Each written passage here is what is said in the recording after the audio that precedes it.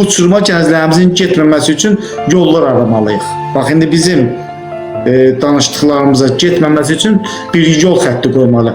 Bütün ixtisas qruplarında, bütün dərsliklərdə necə ki, əlimizi qoyuruq deyirik, öncə vətən, şəhidlər ölməz, vətən bölünməz. Bu cümləni ki, necə bütün gənclərimiz bilir, o qaydada da əlimizi ürəyimiz üstə qoyub deməliyik ki, vətənə xəyanət bizə yaddır. Vətənə xəyanət əff olunmur.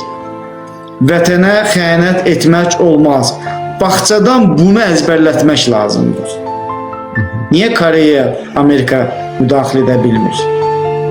Çünki necə ki bizim gənclərimiz bağça vaxtından 11-ci sinifə çatanda boşalmalar gedir.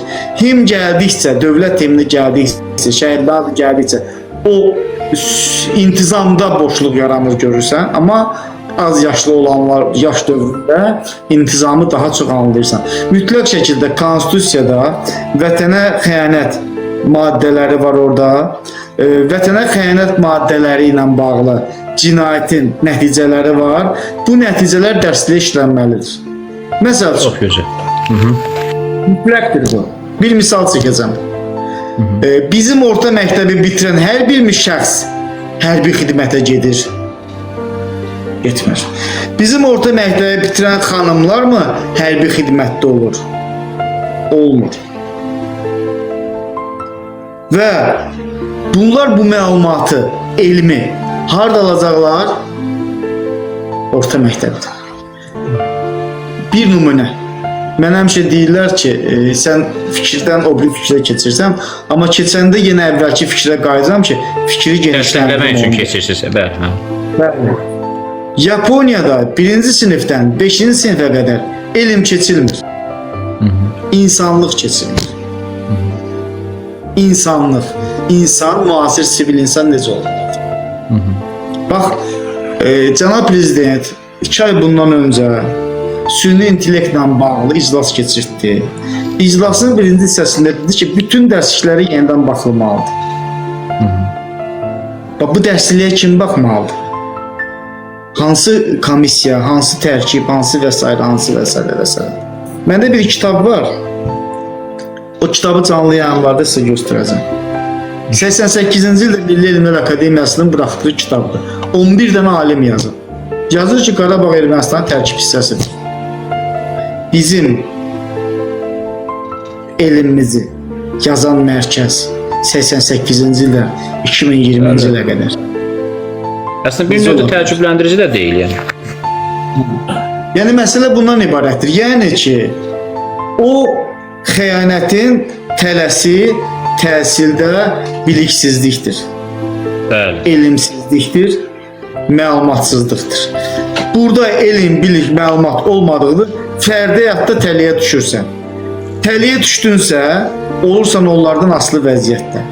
Onlar səni istifadə etdikdən sonra bir müddətdən sonra sənə çəkilən xərcləri əldə etmək üçün sənin dövlət və deyir ki, bax, bunu gəl götür, xərci bu qədər məsələndir. Yəni, hər kəs bilsin ki, xarici ölkədə sənə bucaq açan təşkilat zamanı gələndə sənət xərclədiyi pulları bir yerdən almalıdır. Bəli, yatırım eləyir çünki sənə də. Ya o yatırımında bir qarşılığı olmalı.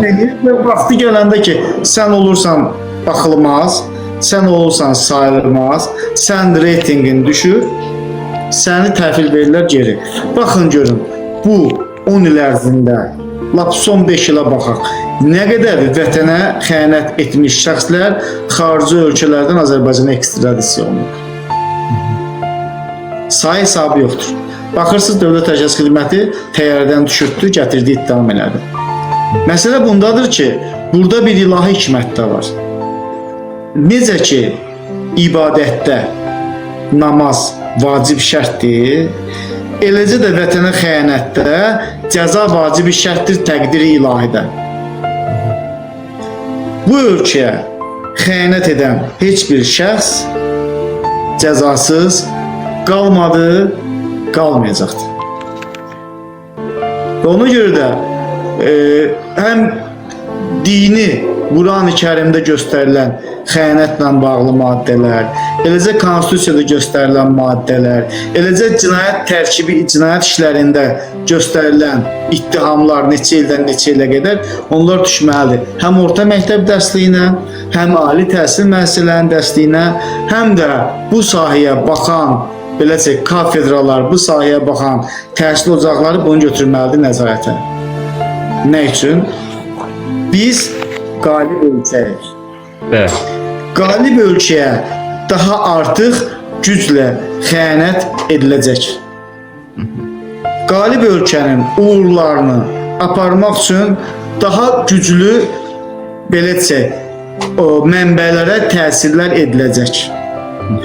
Bizim, yəni dövlətimizin tanıdığı, bildiyi bu istiqamətdə mübarizə apardığı ocaqların belə desək, odunları başqa meşələrdən təşkil olunacaq. Bizim bildiyimiz ormandan, bizim bildiyimiz odunlar getməyəcək sobaya. Budur. Bütün o səbəb danışdıq ki, xəyanətin bir də bunu təşkil edən tələnin nəticəsi xəyanətdir. Xəyanətin tələsi.